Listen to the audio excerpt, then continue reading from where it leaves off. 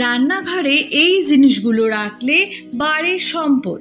কি বলছে বাস্তুশাস্ত্র?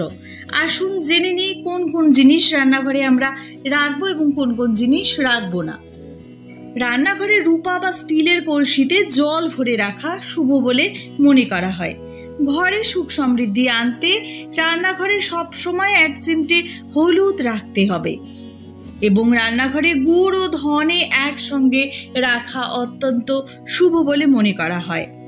লবঙ্গ কাপড়ে বেঁধে রাখলে বাড়িতে আর্থিক উন্নতি হয়।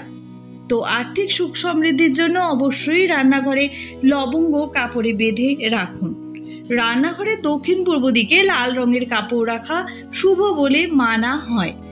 রান্নাঘরে কখনোই নুন কাচের পাত্রে রাখা উচিত না, এতে অশুভ শক্তির সঞ্চার হয়। রান্নাঘরে সবুজ শাকসবজি রাখা সমৃদ্ধির প্রতীক। রান্নাঘরে একটি ছোট আয়না রাখলে ধন সম্পদ লাভ হয় এবং রান্নাঘরে কর্পূর ও লবঙ্গ একসাথে রাখলে নেতিবাচক শক্তি দূর হয়। এরকমই জানা অজানা জিনিস জানতে এখনই জানা জগৎ চ্যানেলটিকে সাবস্ক্রাইব করুন।